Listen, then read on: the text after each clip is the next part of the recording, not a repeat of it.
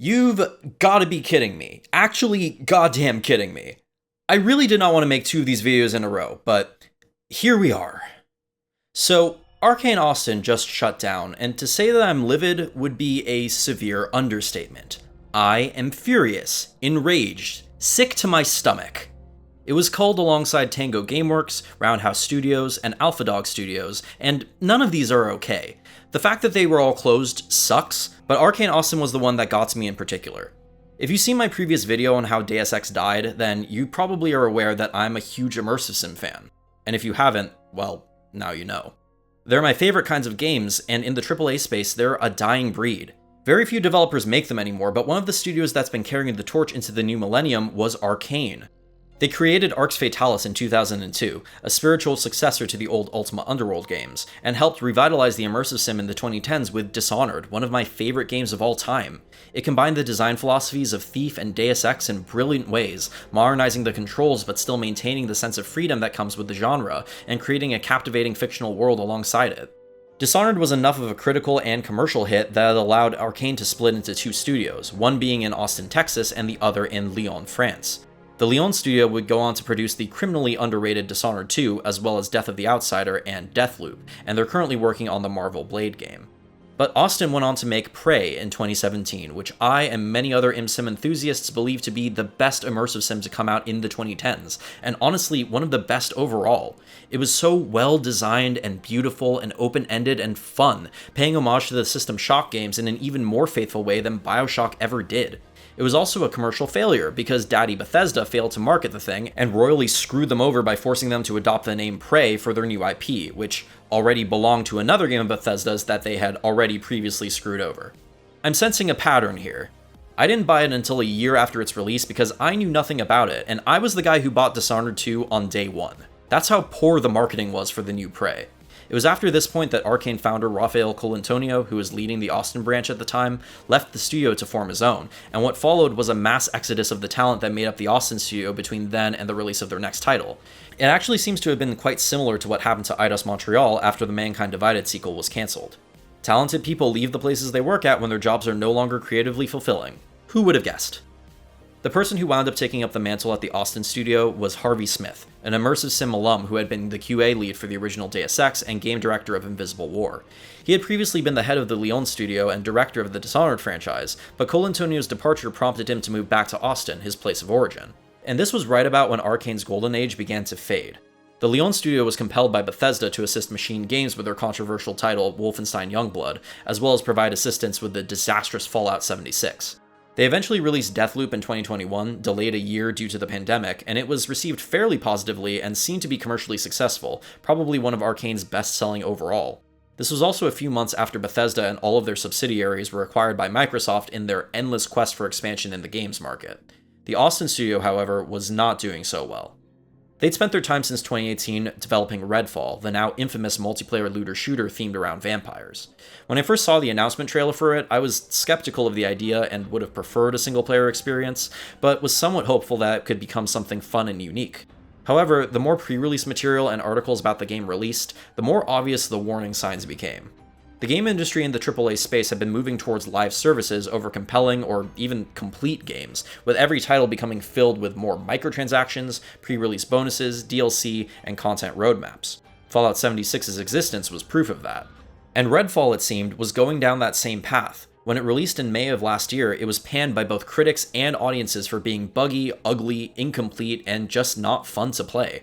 It lacked everything that made an Arkane game special. This was the very first Arkane title that was not only a commercial failure, but also a critical one. Audiences who had become used to the studio's single-player immersive sim style of design were understandably baffled as to how this once prestigious studio could have fallen so far. But it didn't take long to get the answer.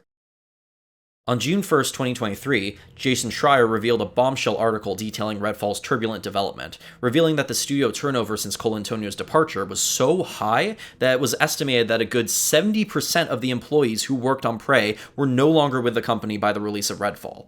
70%! The company was perpetually understaffed, morale had dropped, and understandably, the people who applied to work for Arkane were expecting to work on single-player immersive sims. Not this! No wonder they couldn't keep enough employees. The people working at Arkane Austin were so desperate for a change in direction due to a lack of clarity for what the game should be, that they actively hoped Microsoft would either reboot Redfall as a single-player game or just cancel it altogether. But the only thing Microsoft did was cancel the PS4 release and presumably make this their first $70 game. Yes, this was the game where they thought it would be appropriate to implement a generational price hike on. This one. Arkane Austin's employees were seemingly not surprised by how Redfall turned out, having seen the writing on the wall from the beginning.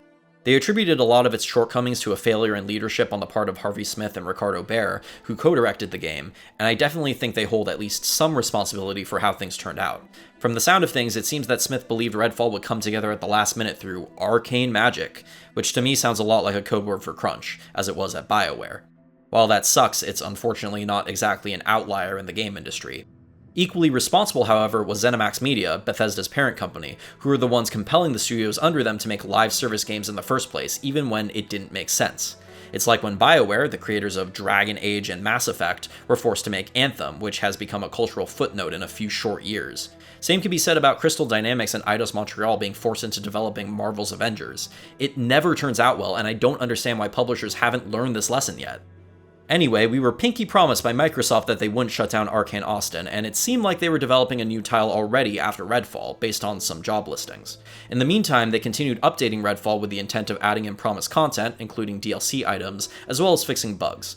Focus shifted away from them for a while when the Lyon studio announced the Marvel Blade game, but then on May 7th, 2024, the news of Arkane Austin being shut down was dropped. This was a little more than a year after Redfall's release, and 2 days after Prey's 7th anniversary. And just like that, they were canned. Why? I really don't know. Unlike the situation between the conglomerate formerly known as Embracer Group and Eidos Montreal, there wasn't a clear link between financial difficulties and making cuts this time. In fact, Microsoft seems to be doing quite well financially. According to the head of Xbox Game Studios, Matt Booty, this was apparently because of a reprioritization of titles and resources, which to me sounds like corpo speak for cutting out studios that they believed were not as worthy of an investment as the heavy hitters under their belt, like Bethesda Game Studios and id Software.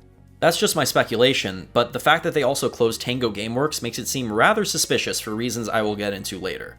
There's been some indication that at least some of the employees who worked at these studios could get hired by other ones under Microsoft's umbrella, but that's hardly a guarantee. Oh boy, but even though they're shutting down 4 studios, they really want you to get excited for that new Fallout 76 content. I just can't shake the overwhelming feeling that the executives at MS just eliminated the employment of hundreds of people who were depending on them for the sake of a short-term financial gain. That is evil. But it's also not surprising. I'm not going to go on another anti-capitalist rant like I did last time, as much fun as it was getting a dozen comments lecturing me on what stage of capitalism we're in, because I think this one speaks for itself. It's pretty nakedly greedy. The only new thing I'll point out is that a recent GDC survey indicated that 1/3 of all game developers have been affected by the massive waves of layoffs in this year alone, either directly or witnessing it happening at their companies. And that's so awful. How can anyone feel secure in their employment knowing it can be snatched away at the whims of some moron at the top whose only concern is making sure it appears that they make more money this year than the last? How can they be creative when their bosses only want them to follow trends rather than let them make what they're actually good at? How can anyone be proud of what they've made when it's been tainted by a bunch of talentless hacks who don't see what they make as art, but only as a product to be used and then disposed of? This industry is not sustainable. I think it's time we all admit that. In the case of Arkane Austin, it was announced that with the closure of the studio would come the end of development on Redfall, with its previous update now being its final one. I don't think they were ever going to rescue Redfall from itself, but at least they were trying. They were going to release a new update this month, allegedly being the long-awaited offline mode for the game, but now that's scuttled. Microsoft claims that they're going to keep the game's servers online and compensate people who bought the DLC, but they also claimed last year that they were going to keep Arkane Austin open too, so I'm not exactly willing to take them at their word right now. Or ever, really. They couldn't have even waited for the May update to be finished, and now Redfall is just a ticking time bomb until MS decides that the resources of server upkeep are no longer necessary. And given Redfall's minuscule remaining player base, I don't think we have long to find out when that will be. The sad thing is, I think I might have purchased Redfall once its price dropped, which it hasn't, by the way, in the year since its release, because I want to see if Austin could redeem it in any way. I want to play every Arkane game, even if it's not really my thing, so I can make my own judgments. But now there's no scenario in which Redfall won't one day become a digital paperweight and I wouldn't just be wasting my money. I know that metaphor doesn't really make sense, but whatever, you know what I mean. I feel so bad for the people who bought this game, especially at full price, now knowing that will never be better. And of course, Microsoft is still selling it at full price, even if they delisted the Bite Back edition or whatever. I really hate the fact that the failure of Redfall has become Arkane Austin's legacy, rather than the success of Prey, which was the embodiment of everything I loved about immersive sims and everything I loved about Arkane. I know it didn't sell well, thanks in no small part to a certain publisher's interference, but it has a dedicated fanbase that's really grown to appreciate it, even if the game-playing public passed it by. I already knew we were unlikely to get a Prey sequel, especially after the massive studio turnover, but at least there was a chance as long as Austin was still around. And now we'll never get it. Austin wasn't given the chance to redeem themselves. It makes me curious about what their new IP was supposed to be, and whether or not it would have been good. I guess we'll never know. So, in update, I wrote and recorded most of this video script on the day that the news of the closures dropped because my emotions were a little raw and I felt like I needed to talk about this. But since then, another Schreier article has come out and revealed some things, such as the fact that Microsoft is apparently not done downsizing. Great, glad to hear that. And that a sequel to Hi-Fi Rush was about to be pitched at Tango Gameworks when they were shuttered, which is pretty infuriating to hear. However, it was also reported that Arkane Austin was looking to pitch a new single-player immersive sim game, potentially a new entry in the Dishonored franchise. Nope, no, I'm fine. Totally okay. I'm not completely losing my mind over learning this information or anything. Nah, I'm feeling just dandy having this knowledge in my head. It's not making me want to scream internally or anything. To be entirely honest, I do view this news with a small bit of skepticism, since Arkane Lyon has been responsible for the Dishonored franchise since Dishonored 2, and they're the ones who are experienced in working in the Void engine. But then again, Harvey Smith directed all of the games, and since he was leading the Austin studio, it's possible that he wanted to migrate the project over. Whether this proposed title was meant to be Dishonored 3, which has been rumored on and off to be in development for several years now, or a spin-off, I wouldn't know. But either way, this is just an additional punch to the gut. Austin might have been able to make something world-changing again if only Microsoft weren't so short-sighted and greedy, and had let them learn from their mistakes with Redfall and be better because of it. The Lyon studio is still around, and while they've had an overall better track record than Austin, I'm still worried about their future.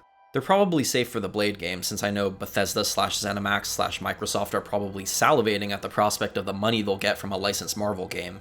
But if it only took one slip up for them to close Austin, and even less than that for Tango, I'd hate to think what they'd do if Lyon's future projects fell below expectations.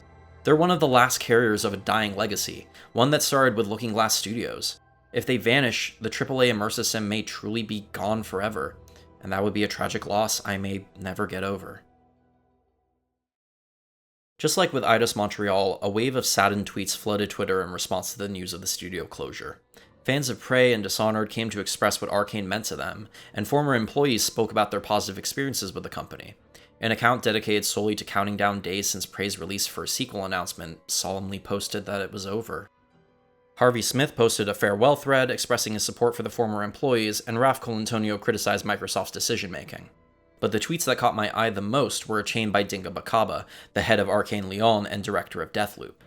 I think his message, while simple, is really important, so I'm going to read some of it out. This is absolutely terrible. Permission to be human. To any executive reading this, friendly reminder that video games are an entertainment/cultural industry, and your business as a corporation is to take care of your artists/entertainers and help them create value for you. Don't throw us into gold fever gambits, don't use us as strawmen for miscalculations/blind spots, don't make our work environments Darwinist jungles. You say we make you proud when we make a good game. Make us proud when times are tough. We know you can. We've seen it before. For now, great teams are sunsetting before our eyes again, and it's a fucking gut stab. Lyon is safe, but please be tactful and discerning about all this, and respect affected folks' voice, and leave it room to be heard. It's their story to tell, their feelings to express. Absolutely well said. I hope it reaches the people who need to hear it, even if it doesn't change much. I also hope he doesn't get in trouble with his bosses for writing this, as brave as it is.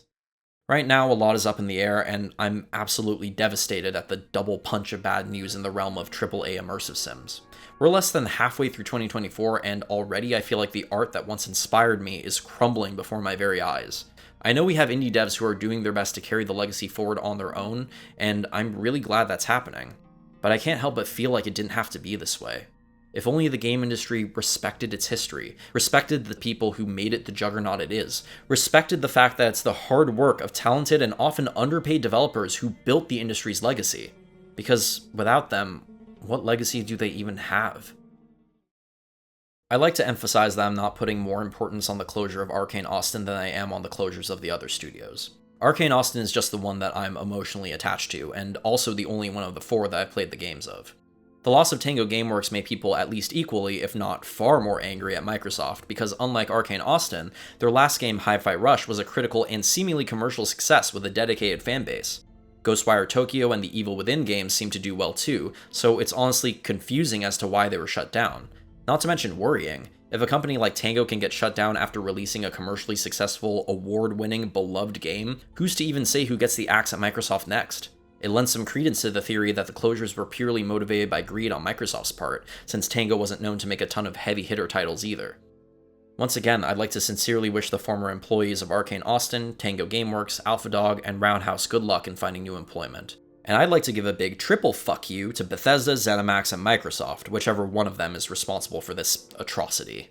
The studios they close are infinitely more valuable than they will ever be, and I hope the consumer base never lets them forget it. So, I'd like to make a small request of anyone watching.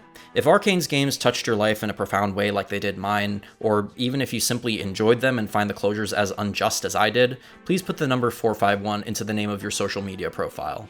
This number has threaded together immersive sims across generations, and I think it's an excellent way to display support and solidarity for such a brilliant studio whose time has been unfairly cut short.